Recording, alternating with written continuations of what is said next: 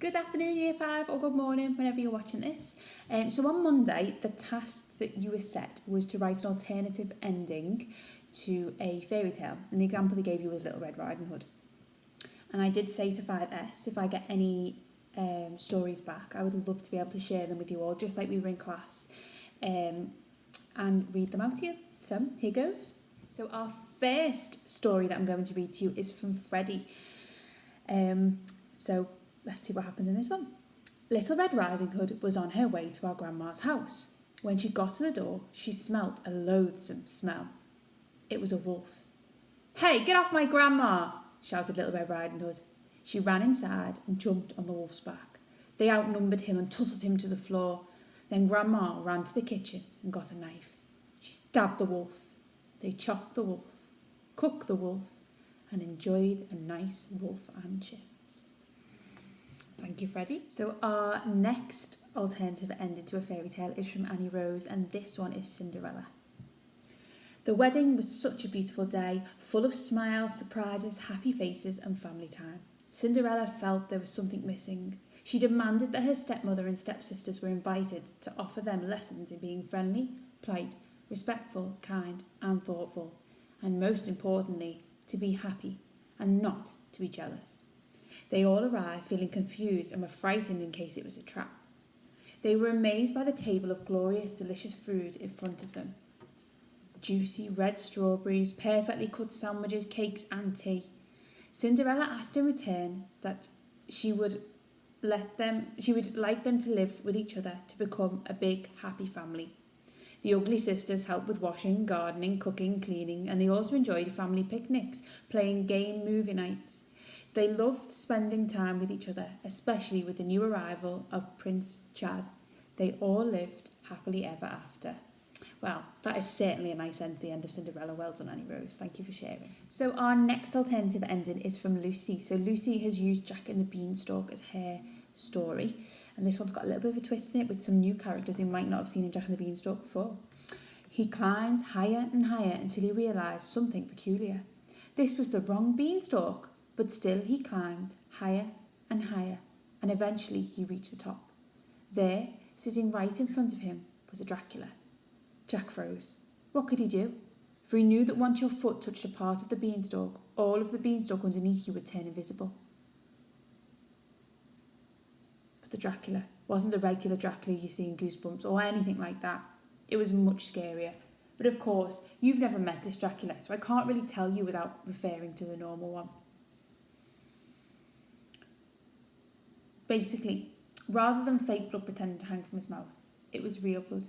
You can tell. Do you know how? By looking at his facial expressions. See, fake blood is strawberry flavoured, and real blood is a horrible flavour. Anyway, back to the point. What shall I do? Thought Jack. Well, what Jack decided to do was something you should never do if you encounter the Dracula. Do you really want to know? Jack slowly and cautiously crept towards him and said, "Do you mind if I join you on this comfortable chair of yours?" Now that was done. "Certainly," said the Dracula. "Come and join me on my comfortable chair, because that is exactly what you deserve for trespassing on my land." "Of course not!" Jack wept and wept and wept until... "Silence!" The Dracula was angry, and what he did next threw Jack off the beanstalk. Ah! Luckily the police were on patrol. They just so happened to hear him, and the strongest policeman, Chief Oliver, caught Jack, and he was fine. And as for the Dracula, well, the beanstalk was chopped down, and so was he. The end. Bit of a twist with Dracula there. I love that, Lucy. Thank you very much. So, speaking of stories with characters who wouldn't expect to see in them, it brings me nicely to Nathan's. So Nathan has used Little Red Riding Hood, and he's got an extra character that definitely adds a twist into this story. Only Nathan could do creatively, as we all know in class. Here we go. "What big eyes you've got!" exclaimed Red Riding Hood. "They're just better to see you with," replied the wolf, pretending to be the grandma. "And what big teeth you've got!" she said. "They're better to eat you, dear," said the wolf fiercely, and gobbled her up. Suddenly there was a whooshing sound coming from the garden. The wolf went outside to see what it was. It was a police call box from the 1950s. The door opened, and out came a well-dressed man. "Hi there, I'm the doctor," he said calmly. The wolf knew what was going to happen when the doctor pulled out the sonic screwdriver. The whir of the screwdriver almost deafened the wolf as his tummy opened up with Red Riding Hood and Grandma inside. They climbed out and all lived happily ever after. Dun, dun, dun! Until she was exterminated by a Dalek. Thank you, Nathan. I love your Doctor Who in your story there. That was really, really creative. And I like the little twist at the end. You thought they'd all got away happily, but they didn't. Thank you very much. So our next story is from Molly. So Molly has used Snow White as her inspiration.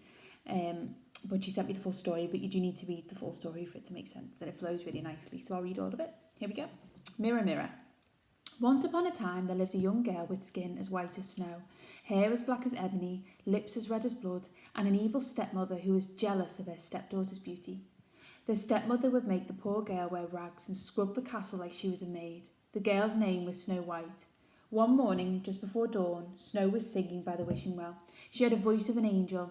Well, that's what the birds thought as they soared across the sky. The Queen poked her head around the corner and realised that over the years Snow had become more and more beautiful, and that made the Queen absolutely furious. So she stormed off down to the darkest depths of the castle where she was hiding a secret. Magic mirror on the wall, who is the fairest one of all? My Queen, your beauty cannot be described as anything but mesmerising. However, a fine young maiden with skin as white as snow, hair as black as ebony, and lips as red as blood is far more beautiful than thee. Oh, magic mirror, tell me this girl's name, tell me who she is. Her name is Snow White. Then Snow White was in for quite a surprise today. The Queen's true colours began to burst as she cackled the evil, demented witch that she was. Huntsman, she screamed, take this small box and bring me Snow White tart.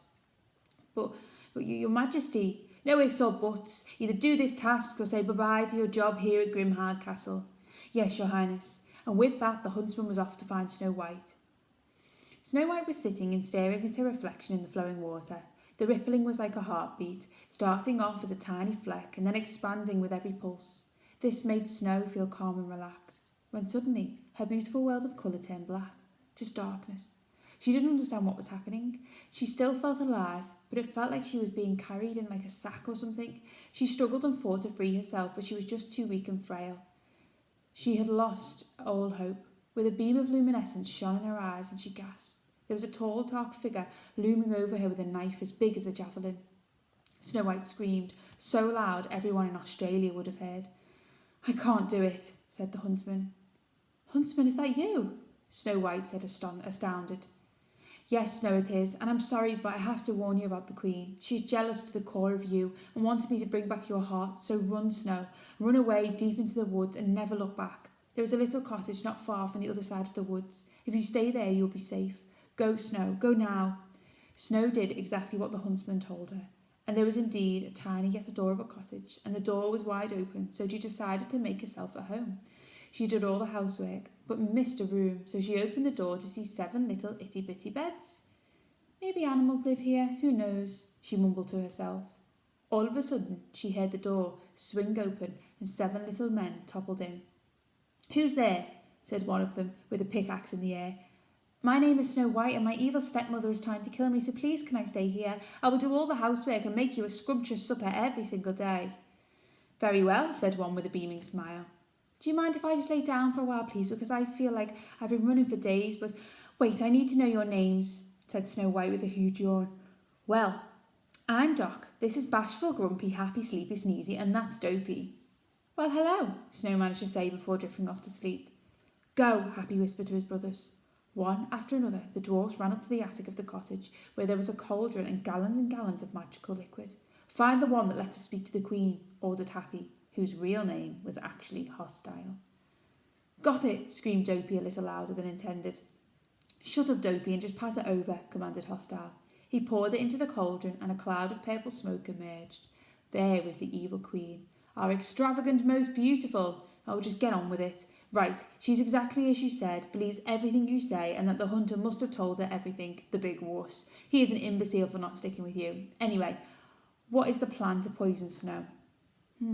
I was thinking of maybe an ageing potion. I could turn myself into an old woman after you've gone off to work. Say I will give you this apple in return for shelter from the freezing cold, but the apple will be poisoned. And then boom, Snow is dead, and I will be the most beautiful once again. Oh, it's brilliant. Goodbye, Your Excellency. Just as she appeared, she vanished. Hostile, are we ever going to tell the Queen that we put on a spell on her to envy Snow? No, are you crazy, Dopey? Don't be dopey. Now, just go downstairs and get some rest, all of you. They all did as they were told because they knew tomorrow would be the day that would change their lives. It was cold, snowy, wintry morning, and the dwarfs were off to work. Just as planned, the Queen knocked on the door and begged for shelter. Snow took one bite of the apple and immediately fell to the floor. The dwarfs ran back into the cottage and began to carry her up the mountain. Hostile turned around to check if everyone was doing what they should be and said, "Where is Dopey?" Then he thought he was probably on the toilet doing something else dopey, but he was wrong. Dopey clambered up the stairs up to the attic and tore the place to pieces, looking for the potion that reversed the spell that his brothers had put on the Queen. He felt like a big, handsome prince who came to the princess's rescue. But the only thing, that he wasn't big, nor was he a prince, incredibly handsome, well, he thinks so anyway. He found that he was looking for. Into the cauldron it went. This time the smoke puffed in a fiery vermilion red colour, which Dopey presumed was because it was an evil envy reverse spell. Showed the Queen in front of her door, about to go inside the castle. He'd better hurry. Take the spell my brothers cast, return it, reverse it, put it in the past. Let the Queen love Snow once more, don't enter through the castle door. Queen Grimhair was about to open the door when her whole life flashed before her eyes. She saw the day the hostile knocked at the door and gave her a cake, and the next day she hated Snow, and that is when she'd realised what she had done. I have to find Dopey and stop Hostile from throwing Snow off the peak of the mountain. The Queen ran and ran until she reached the cottage. Dopey saw the Queen, and they both ran and ran all the way to the top of the mountain. Stop!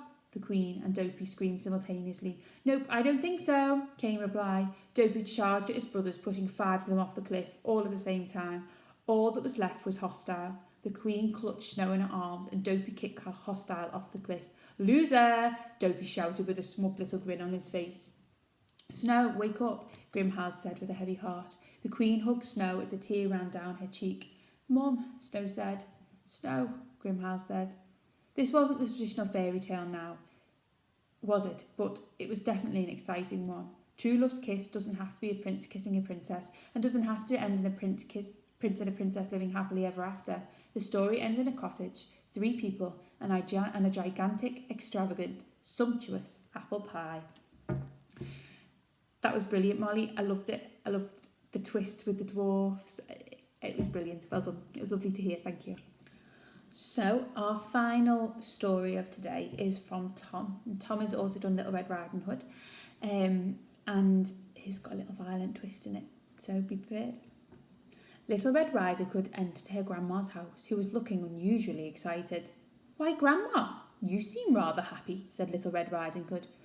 Oh, my dear, I'm just really excited to see you. Grandma let out a big sigh. Have you been in a rush, Grandma? Asked Little Red Riding Hood worryingly. Well, my dear, a great mean wolf knocked on my door this evening. He even threatened to eat me. He was a scary, savage beast, but with one great strike he came toppling down.